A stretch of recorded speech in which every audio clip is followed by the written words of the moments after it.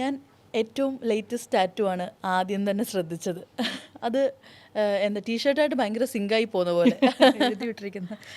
എന്താണ് അതിൻ്റെ മീനിങ്? എന്താ? വരവീണ മൃദുപാണി എന്ന് പറഞ്ഞിട്ട് നമ്മൾ കർണാട്ടിക് കുട്ടികളെ മുതൽ കർണാട്ടിക് പഠിച്ചു തുടങ്ങുമ്പം ആദ്യം പഠിക്കുന്ന ഗീതങ്ങളിൽ ഒന്നാണ്. അപ്പം ഞാൻ 3-4 വയസ്സിൽ പഠിച്ചൊരു ഗീതമാണ്. അപ്പം ത്രൂ ഔട്ട് മൈ ലൈഫ് എനിക്ക് ഭയങ്കര നൊസ്റ്റാൾജിയും ഭയങ്കര കണക്ഷനും ഉള്ളൊരു പീസ് ആയതുകൊണ്ട് തന്നെ ആ പാടുന്ന രീതിയിൽ തന്നെയാണ് ടാറ്റു ചെയ്തിരിക്കുന്നത്. നമുക്ക് അതിൽ നിന്ന് തന്നെ സ്റ്റാർട്ട് ചെയ്താലോ? ഓ ആവല്ലോ. നമ്മുടെ ഒരു ന്യൂ ഏജ് ഭക്തി എന്ന് പറഞ്ഞിട്ടൊരു പ്രോജക്റ്റ് ഇപ്പം സ്റ്റാർട്ട് ആവുന്നുണ്ട്. ഈ ആഴ്ച മുതൽ നമ്മൾ റിലീസ് സ്റ്റാർട്ട് ചെയ്യണം. അപ്പം അതിൻ്റെ ഫസ്റ്റ് ട്രാക്കും വരവീണ അച്ഛൻ നമ്മൾ തുടങ്ങുന്നത്.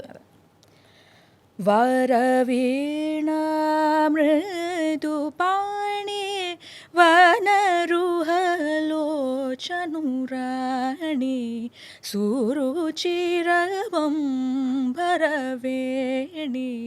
സുരനുത കല്യാണി. ചെറുപ്പത്തിൽ തന്നെ അതൊരുപാട് മനസ്സിലിങ്ങനെ സ്റ്റിക്ക് ഓൺ ചെയ്തുകൊണ്ടാണ് ഈ ഒരു ടാറ്റു ആയിട്ട് ചെയ്യാമെന്ന് തീരുമാനിച്ചത്? എനിക്ക് തോന്നുന്നു ഒരു പ്രായം വരെ ഇറ്റ്സ് ജസ്റ്റ് എ ഗീതം. നമ്മൾ പഠിച്ചിരുന്ന ഒരു ഗീതം കേൾക്കാൻ നല്ല സുഖമുള്ളൊരു സാധനം. റീസെൻ്റ്ലി എനിക്ക് തോന്നിയിട്ടുള്ളത് ഒരുപാട് ടഫ് ടൈംസിൽ നമുക്ക് നമ്മളെ തിരിച്ച് റിയാലിറ്റിയിലേക്ക് കൊണ്ടുവരാനോ അങ്ങനെ എന്തോ രീതിയിലൊക്കെ ചില പാട്ടുകൾ കേൾക്കുമ്പോഴേക്കും തിരിച്ച് നമ്മൾ വരികയെന്ന് പറയില്ലേ, ഭയങ്കര മോശം അവസ്ഥയിൽ പാട്ടായിട്ട് തിരിച്ചു വരില്ലേ, അതുപോലത്തെ ഒരു പവർ ചില പണ്ട് വർഷങ്ങൾക്ക് മുന്നേ തന്നെ ഉണ്ടാക്കിയ 100 കണക്കിന് വർഷം മുന്നേ ഉണ്ടാക്കിയ ഇതുപോലത്തെ ഒരുപാട് പീസുകളിൽ അങ്ങനത്തെ ഒരു സാധനം കൂടി ഒളിഞ്ഞിരിപ്പുണ്ടെന്ന് എനിക്ക് തോന്നിയിട്ടുണ്ട്. എനിക്ക് പേഴ്സണലി വരവീണ എന്ന് പറയുന്ന ഒരു എന്നെ റെസ്ക്യൂ തിരിച്ചു കൊണ്ടിരുന്ന ഒരു സാധനമായിട്ട് തോന്നിയിട്ടുണ്ട്. അതെ. അപ്പോൾ ഞാൻ ചോദിക്കട്ടെ, ഗൗരിയുടെ ഒരു മെൻ്റൽ ഹെൽത്തിനെ സോങ് ആയിട്ട് ഭയങ്കര കണക്ഷനാണ് എനിക്ക് മനസ്സിലാവുന്നത്. അതായത് എനിക്കൊന്ന് വേറെ മെഡിസിൻസ് ഒന്നും വേണ്ട അല്ലേ, ഈ ഒരു സംഭവം മതി, പല സോങ്സിലൂടെ തന്നെ റീഗെയിൻ ചെയ്യാൻ പറ്റും എന്ന് തോന്നുന്നു. അങ്ങനെയാണോ? എനിക്കൊരു ഔട്ട്ലെറ്റായിട്ട് തോന്നിയിട്ടുണ്ട്. ചില ഈ ഡിഫിക്കൽട്ട് ടൈംസിൽ കൂടെ പോകുമ്പോഴേക്കും അത് ക്രിയേറ്റ് ചെയ്യുന്നതിൽ കൂടെ അതിനൊരു റിലീഫ് കണ്ടുപിടിക്കാൻ തോന്നിയിട്ടുണ്ട്. അതല്ലാണ്ട് നമ്മളെ റെസ്ക്യൂ ചെയ്യാൻ വേണ്ടി ഇതുപോലെ കുറേ പാട്ടുകൾ ഓൾറെഡി ആളുകൾ ഉണ്ടാക്കി വെച്ചിട്ടുണ്ട്. അപ്പം ഈ രണ്ട് രീതിയിലും അത് വർക്ക് ആവാറുണ്ട്. മൂവി സോങ്സ് ഇതുപോലെ ഇമോഷണലി ഒരുപാട് കണക്റ്റഡ് ആയിട്ടുള്ള ഏതെങ്കിലും ഉണ്ടോ? എനിക്ക് പെട്ടെന്നൊന്നും ഓർമ്മ വരുന്നില്ല. മൂവി സോങ്ങിനേക്കാളും എ ആർ റഹ്മാൻ്റെ ഒരു സറിയ എന്ന് പറഞ്ഞിട്ടൊരു കോക്ക് സ്റ്റുഡിയോ ഒരു സാധനമുണ്ട്. അത് എനിക്ക് ഇടയ്ക്കിടയ്ക്ക് ഭയങ്കര ഹെൽപ്പ് ചെയ്യുന്നൊരു ട്രാക്കാണ്. നമുക്ക് പാടാൻ എനിക്ക് ലിറിക്സ് ലിറിക്സ് അറിയില്ല. ഓക്കെ, അപ്പോൾ അത് എന്താണ്? അത് അതിൻ്റെ മെലഡി കേട്ടിട്ടാണ് ഹെൽപ്പ് ചെയ്യുക. എനിക്ക് പാട്ട് ലിറിക്സ് ഓർക്കാൻ ഭയങ്കര ബുദ്ധിമുട്ടുള്ള ആളാണ്. ഭയങ്കര പാടാൻ ലിറിക്സ് ഓർക്കാൻ. ഡെയിലി 100 പ്രാവശ്യം കേൾക്കുന്ന സാധനമാണെങ്കിലും എനിക്ക് ലിറിക്സ് ഓർമ്മ ഉണ്ടാവില്ല. ഓക്കെ, അപ്പോൾ ഇത്രയും ഈ എക്സ്പീരിയൻസ് ആയിട്ട് ഇങ്ങനെയുള്ള ഒരാൾക്ക് അപ്പോൾ ചെറുപ്പത്തിൽ ഇതിലും ബുദ്ധിമുട്ടായിരുന്നിരിക്കുമോ ആ ഒരു ലിറിക്സ് പഠിക്കാൻ? വരി ഓർക്കാൻ ഭയങ്കര പാടാണ്. ഓക്കെ, അപ്പോൾ ഒരുപാട് ഡിഫിക്കൽട്ടീസ് ഉണ്ടായിട്ടുണ്ടായിരിക്കും. ഡിഫിക്കൽട്ടി കണ്ടാലേ കുഴപ്പമുള്ളൂ. അപ്പോൾ എങ്ങനെ സ്റ്റേജിലൊക്കെ വരെ പ്രശ്നം ഉണ്ടാവാറുണ്ട്. അത് സ്ഥിരമായിട്ട് പാടുന്ന സാധനമായിരിക്കും. ചിലപ്പോൾ കഴിഞ്ഞ 4 വർഷം കറക്റ്റ് പാടിയ പാട്ടായിരിക്കും. ചിലപ്പോൾ ഒരു സ്റ്റേജിൽ പെട്ടെന്ന് ഞാൻ മറന്നു. അപ്പം വായി തോന്നിയത് പാടിയിട്ട് രക്ഷപ്പെടുക എന്നുള്ളതേ ഉള്ളൂ. അപ്പോൾ ഇപ്പോഴും സ്റ്റേജ് ഷോസ് ഒക്കെ ചെയ്യുന്ന സമയത്ത് ഈ ലിറിക്സ് ഭയങ്കര ഓളമായിട്ടിരിക്കുന്ന സമയത്ത് എപ്പോഴും അത്രയും ചെയ്യുന്ന ലിറിക്സ് തെറ്റിയിട്ടുള്ള ഏറ്റവും പുതിയ അനുഭവം ഏതാ? കഴിഞ്ഞ ഷോ എല്ലാ ഷോയിലും ഉണ്ടാവാറുണ്ട്. എനിക്കത് എല്ലാ ഷോയിലും ഒരേ പാട്ട് തെറ്റിപ്പോവുക അങ്ങനല്ല. അത് നമ്മൾ എവിടെ ഒരു ഫ്ലോയിൽ ചിലപ്പോൾ കട്ടായി പോകുന്നതാണ്. ചിലപ്പോൾ നമ്മൾ ഭയങ്കരമായിട്ട് അതിനകത്തോട്ട് ഇൻവോൾവ് ആകുമ്പോഴേക്കും മൈൻഡ് ഔട്ടായി പോകുന്നതാണ്. അത് അങ്ങനെ അങ്ങ് പൊക്കോളൂ. അത് നമ്മളത് ഒന്ന് നിന്നാലേ പ്രശ്നമുള്ളൂ. അതിൻ്റെ മുകളിൽ കൂടെ അങ്ങ് പോകാന്നുള്ളേ ഉള്ളൂ. ഈ ഇങ്ങനെ മറന്നു പോകുന്ന സമയത്ത് പോലും നെഗറ്റീവ് കമൻസ് വരാറുണ്ടല്ലോ. ഇത് പഠിക്കാതെ വന്നതാ, പ്രാക്ടീസ് ഇല്ല, അങ്ങനെയൊക്കെ ആയിരിക്കും മേ ബി ആളുകൾ പറയുന്നത്. ബട്ട് ഒരുപാട് പ്രാക്ടീസ് ഇതിൻ്റെ ബാക്കിൽ ഉണ്ടാവുമല്ലോ. അപ്പോൾ ഇതൊക്കെ കാണുമ്പോഴത്തേക്ക് എനിക്ക് തോന്നുന്നില്ല വിഷമിച്ചിരിക്കുന്ന ഒരാളാണെന്ന് തോന്നുന്നില്ല. അപ്പോൾ ബട്ട് വിഷമത്തിന് അപ്പാർട്ട് എന്താണ് ഒരു ഇമോഷൻ ഈ ഒരു സംഭവങ്ങളൊക്കെ കേൾക്കുമ്പോഴത്തേക്ക്? അല്ല, ഇതിപ്പോൾ മറ്റേ നമ്മൾ ഫീൽഡിൽ ഇറങ്ങി കളിക്കുന്നതും സൈഡിലിരുന്ന് കളി കാണുന്ന തമ്മിലുള്ള വ്യത്യാസം ഉണ്ടല്ലോ. അത്രയേ ഉള്ളൂ. അവർക്ക് അവിടെ ഇരുന്ന് ചുമ്മാ ജസ്റ്റ് പറഞ്ഞ പോലെ ഇവർ ഏറ്റവും 99% ആളുകൾ ഇൻസ്റ്റഗ്രാമിൽ ഒരു 15 സെക്കൻഡ് 30 സെക്കൻഡ് പീസ് കണ്ടിട്ടായിരിക്കും ഈ കമൻറ്റ് അടിക്കുന്നത്. അതിന് മുന്നേ എന്താണ് സംഭവിച്ചത്, അത് കഴിഞ്ഞെന്താണ് സംഭവിച്ചത്, എത്ര ദിവസത്തെ പണിയാണ് ഒന്നും അറിയാണ്ട് വെറുതെ ഇന്നിങ്ങനെ കൈയടിക്കുന്നു അല്ലെങ്കിൽ കൂവുന്നു, അത്ര ഇതിനെ കാണാറുള്ളൂ. അതിന് പ്രത്യേകിച്ച് കാര്യമുണ്ടെന്ന് എനിക്ക് തോന്നുന്നില്ല.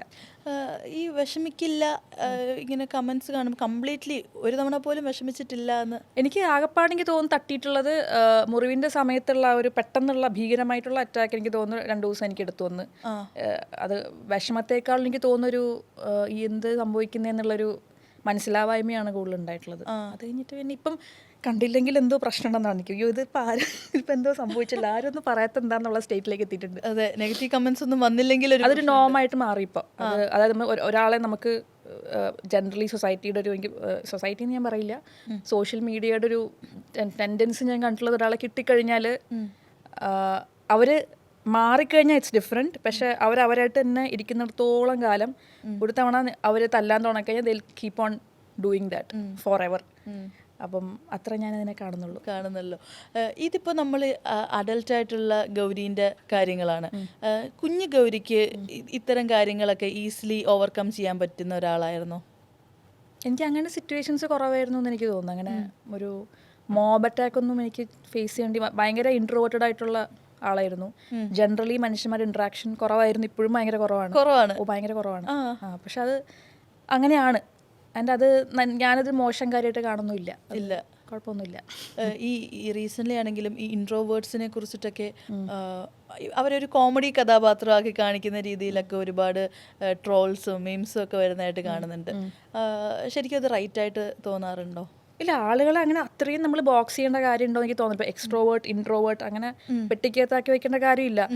ഈ പറഞ്ഞ ഞാൻ തന്നെ, എനിക്ക് ഭയങ്കര ഇഷ്ടമുള്ള രണ്ടാളുകളുടെ മുമ്പിൽ ഞാൻ വെറും ഭയങ്കര പൊളിയായിരിക്കും ചിലപ്പോൾ. പക്ഷെ അതേ സമയത്ത് പരിചയമില്ലാത്ത പുതിയൊരാളെ കണ്ടു കഴിഞ്ഞാൽ ഞാൻ ഭയങ്കര സൂക്ഷിച്ച് സംസാരിക്കുന്ന, ഇത് പറയണോ അത് ചെയ്യണോ അങ്ങനെ ആലോചിക്കുന്ന ആളായിരിക്കാം. പേഴ്സൺ ടു പേഴ്സൺ, സിറ്റുവേഷൻ മാറുന്ന കാര്യമാണ്. ഈ ബോക്സിങ് ഇപ്പം ഇത്തിരി കൂടുതലാണല്ലോ. എല്ലാവരെയും ഇങ്ങനെ ഡിവൈഡ് ചെയ്ത് എല്ലാ രീതിയിലും, ഇപ്പം പൊളിറ്റിക്കലി ചായ്വുള്ളതാണെങ്കിലും ഫാൻസ് ആരെയാണ് ഫോളോ ചെയ്യുന്നത് അത് വെച്ചിട്ടാണെങ്കിലും, ഇൻട്രോവേർട്ട് എക്സ്ട്രോവേർട്ട് എല്ലാ രീതിയിലും ആളുകളെ ഇപ്പം മറ്റേ ഡിവൈഡ് ചെയ്ത് കറക്റ്റ് ഗ്രിഡ് ഇട്ട് വെക്കുകയാണല്ലോ. അതുകൊണ്ട് അങ്ങനെ ഒന്ന് നല്ലത് ഒന്ന് മോശം അങ്ങനെയൊന്നും ഇല്ല. People are different. ചെറുപ്പത്തിൽ ഇൻട്രോവേർട്ട് ആയിട്ടിരിക്കുന്ന, നേരത്തെ പറഞ്ഞല്ലോ മനുഷ്യന്മാരായിട്ടുള്ള ഇൻട്രാക്ഷൻ കുറവായിരുന്നു എന്നൊക്കെ. ബട്ട് സ്റ്റിൽ ഒരു കംഫോർട്ട്, ഒരു ഫ്രണ്ട്. അതുറപ്പായിട്ടും മനുഷ്യന് വേണമല്ലോ. ഒറ്റയ്ക്ക് ഒരാൾക്ക്, ഐ ഡോണ്ട് തിങ്ക് ഒരാൾക്ക് അങ്ങനെ ആരും ഇല്ലാണ്ട് ജീവിക്കാൻ പറ്റുമെന്ന് എനിക്ക് തോന്നുന്നില്ല. ഉറപ്പായിട്ടും ജീവിതത്തിൽ മനുഷ്യന്മാരാണ്. ഞാൻ പറയുന്നത് ഒരുപാട് പേരുമായിട്ട് കോൺസ്റ്റൻ്റ്ലി ഇൻട്രാക്ട് ചെയ്തുകൊണ്ടിരിക്കാനും ഒരുപാട് പേരുള്ള ഒരു സ്ഥലത്ത് കൊണ്ട് ഇട്ട് കഴിഞ്ഞാൽ പെട്ടെന്ന് കംഫർട്ടബിൾ ആവാനും എനിക്ക് പറ്റില്ല. പക്ഷേ എനിക്ക് ഏറ്റവും അടുപ്പുള്ള ആളുകൾ എന്ന് പറഞ്ഞാൽ എനിക്ക് ഏറ്റവും അടുപ്പുള്ള ആളുകളാണ്. എനിക്ക് ഏറ്റവും ഇമ്പോർട്ടൻ്റ് എന്ന് പറയുന്നത് അങ്ങനത്തെ റിലേഷൻഷിപ്സ് തന്നെയാണ്. അതെ, അത് എൻ്റെ വളരെ പേഴ്സണൽ ആയിട്ടുള്ള, വളരെ പ്രൈവറ്റ് ആയിട്ടുള്ളൊരു സാധനമാണ്. അത് എല്ലായിടത്തും ചിലപ്പോൾ എനിക്ക് അങ്ങനെ ബിഹേവ് ചെയ്യാൻ പറ്റി, അല്ലെങ്കിൽ അങ്ങനെ ഇൻട്രാക്ട് ചെയ്യാൻ പറ്റിയെന്ന് വരില്ല. ഈ പറയുന്ന ആ ഒരു കംഫോർട്ട് പേഴ്സൺ, അല്ലെങ്കിൽ ആ ഒരു കംഫോർട്ട് ഒരു ബഞ്ച് ഓഫ് പീപ്പിൾ കാണുമല്ലോ, ഇവർ എപ്പോഴും കോൺസ്റ്റൻ്റ് ആയിരിക്കുമോ? അതായത് ലോങ് ടേം റിലേഷൻ ആയിരിക്കും അവരായിട്ട്? ഇപ്പം എനിക്ക് അങ്ങനെയുള്ളത് ഫ്രണ്ട്സ് എന്നുള്ള രീതിയിൽ പറയുകയാണെങ്കിൽ 2 വർഷം 3 വർഷം 4 വർഷം പഴക്കമൊക്കെ ഉള്ളൂ. റെഗുലർലി കോണ്ടാക്റ്റ് ഒക്കെ ഉള്ള ആളുകൾ. That might change. ഞാൻ അടിച്ചു പിരിയുന്നല്ല പറയുന്നത്. നമ്മൾ ഓരോ മനുഷ്യന്മാരും മുന്നോട്ട് പോകുമ്പോൾ അവർ ഇവോൾവ് ആയിക്കൊണ്ടിരിക്കുക. നമ്മൾ 2 വഴിക്ക് ചിലപ്പോൾ ഇവോൾവ് ആവും. ചിലപ്പം ഒരു പോയിന്റ് ചെയ്യുമ്പോഴേക്കും അയാളുടെ ജീവിതം കംപ്ലീറ്റ്ലി വേറെ ട്രിപ്പായിരിക്കും, നമ്മുടെ ജീവിതം കംപ്ലീറ്റ്ലി വേറെ ട്രിപ്പായിരിക്കും. അപ്പോൾ ചിലപ്പോൾ നമുക്ക് സംസാരിക്കാനുള്ള വിഷയങ്ങൾ മാറും, ഇൻട്രസ്റ്റിംഗ് ആയിട്ട് തോന്നില്ല. ചിലപ്പോൾ അയാളുടെ കുട്ടീനെ കുറിച്ച് തന്നെ പറഞ്ഞുകൊണ്ടിരിക്കണം, ഇപ്പോഴത്തെ ആൾക്ക് അയാൾ വാങ്ങി പുതിയ കാറിനെ കുറിച്ചൊക്കെ പറയുന്നത്, രണ്ടും കൂടെ ക്ലാഷ് ആവും. ഇങ്ങനെയുള്ള സിറ്റുവേഷനിൽ ഇപ്പോൾ നമ്മൾ 2 വഴിക്ക് പോയെന്ന് വരാം.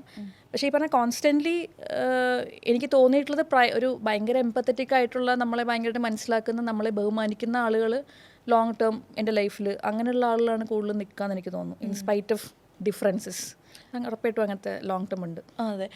എങ്ങനെയാണ് ഫ്രണ്ട്ഷിപ്പ്? അതായത് ലോ മെയിൻ്റെനൻസ് ഫ്രണ്ട്ഷിപ്പിൻ്റെ ആളാണോ, അതോ കുറേ എഫേർട്സ് എടുക്കുന്ന കൂട്ടത്തിൽ? എന്താണ് എഫേർട്ട് എന്ന് പറഞ്ഞാൽ ഉദ്ദേശിക്കുന്നത്? എഫേർട്ട് ഇപ്പം മേ ബി ചില ഫ്രണ്ട്സ് നമുക്കുണ്ടാവും, നമ്മൾ ഡെയിലി കോണ്ടാക്റ്റ് ഒക്കെ ചെയ്തുകൊണ്ടിരിക്കുന്ന ഫ്രണ്ട്സ്.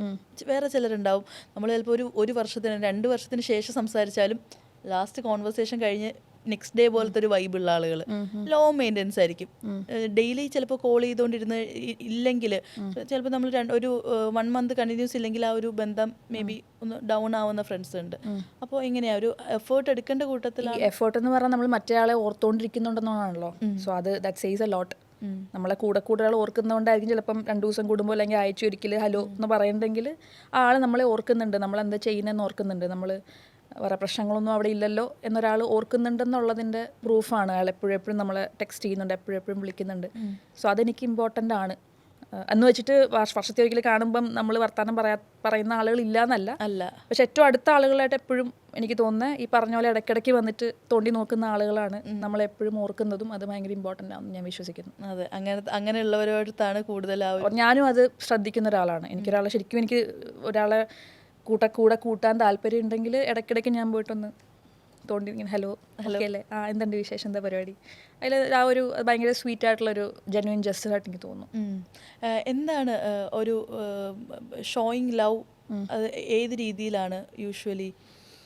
പേഴ്സൺ ടു പേഴ്സൺ മാറും. ഓരോ ആളുകളുമായിട്ടും ഉള്ള നമ്മുടെ ബന്ധം വേറെയാണല്ലോ. ചില ആളുകൾ നമ്മൾ ഈ പറഞ്ഞ പോലെ ഭയങ്കര കളിയാക്കിക്കൊണ്ടായിരിക്കും ചിലപ്പോൾ നമ്മൾ സ്നേഹം കാണിക്കുന്നത്. അയാളോടുള്ള ബന്ധം അങ്ങനെയായിരിക്കും. അതെ അതെ, ഒന്ന് പറഞ്ഞ രണ്ടാമത്തേന് ചുമ്മാ താറ്റിക്കൊണ്ടിരിക്കും, വാ തുറന്നാൽ താറ്റിലായിരിക്കും. അത്ര ക്ലോസ് ആയിട്ടുള്ളൊരു സർക്കിൾ, അങ്ങനത്തെ സിബ്ലിംഗ് പോലത്തെ ബന്ധമുള്ള ആളുകളുണ്ടാവും. ചില ആളുകൾ ഭയങ്കര മണിക്കൂറുകളോളം ഇങ്ങനെ അപ്പം ചിലപ്പം നമ്മളെ സംസാരിക്കാൻ വിടുന്ന ഒരാളായിരിക്കില്ല, അയാൾ ഇങ്ങനെ സംസാരിച്ചുകൊണ്ടിരിക്കും, അയാൾക്ക് കേൾക്കാൻ ഒരാളായിരിക്കും വേണ്ടത്.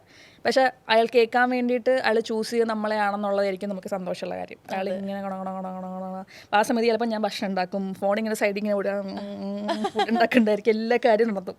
അങ്ങനെയുള്ള ബന്ധങ്ങളുണ്ടാവും. അപ്പം ഓരോ പേഴ്സൺ ടു പേഴ്സൺ അവർക്ക് എന്താണോ ആവശ്യം, നമുക്ക് എന്താണോ കൊടുക്കാൻ പറ്റുക, അതിനനുസരിച്ചാണ് ബന്ധങ്ങൾ മാറുക. അല്ലാണ്ട് ഫിക്സഡ് ആയിട്ട് ഇതാണ് ഇങ്ങനെയാണ് ഞാൻ സ്നേഹം കാണിക്കുന്നത്, അതെനിക്ക് വർക്കാവില്ല ഇല്ല. അതെ, ഓരോ കംഫർട്ട് സോണിലും ഓരോ ആളുകൾ മാറും. ആളുകൾക്ക് എന്താണ് വേണ്ടത്, നമുക്ക് എന്താ കൊടുക്കാൻ പറ്റുക. അതെ, ഒരു ഗുഡ് ലിസണർ ആണല്ലേ? അതെ, സംസാരത്തിനേക്കാളും എനിക്ക് തോന്നുന്നു കേൾവിയാണ് കൂടുതൽ. അത് ശരിക്കും പറഞ്ഞാൽ ഭയങ്കര നല്ലൊരു ക്വാളിറ്റിയാണ്. അത് കേട്ടോണ്ടിരിക്കാൻ ഒരാളുണ്ടെന്നുള്ളത് ഭയങ്കര സന്തോഷമല്ലേ? അത് കേൾക്കുന്ന ആൾക്ക് നല്ലതാണെന്ന് എനിക്ക് തോന്നുന്നുണ്ട്. നമ്മൾ ആസ് എ പേഴ്സൺ നമുക്ക് വളരാനും കേൾക്കുന്നതാണ് കൂടുതൽ നല്ലതെന്ന് എനിക്ക് തോന്നാറുണ്ട്. നമ്മൾ ഈ പറഞ്ഞുകൊണ്ടിരിക്കുമ്പോൾ നമ്മൾ അകത്തെന്താ നടക്കുന്നതെന്ന് ശ്രദ്ധിക്കണില്ല. പുറത്തേക്ക് സംസാരിക്കരുതെന്നല്ല പറയണേ. പക്ഷേ നമ്മൾ കൂടുതൽ കേൾക്കുന്ന ഒരാളാണെങ്കിൽ നമ്മുടെ ബ്രെയിനകത്ത് ഫുൾ ടൈം നമ്മളാരാണ്, അപ്പുറത്തുള്ള ആളാണ്, അതിനെക്കുറിച്ച് കുറച്ചുകൂടി ചിന്തിക്കാനും നമ്മൾ ആസ് എ പേഴ്സൺ ബെറ്റർ ആവാനും ലിസണിങ് ഭയങ്കര ഇമ്പോർട്ടൻ്റ് ആണ്. എനിക്ക് പേഴ്സണൽ ലിസണിങ് ഭയങ്കര നല്ലതാണെന്ന് എനിക്ക് തോന്നുന്നുണ്ട്, ഒരു ബെറ്റർ ആളാവാൻ വേണ്ടിയിട്ട്.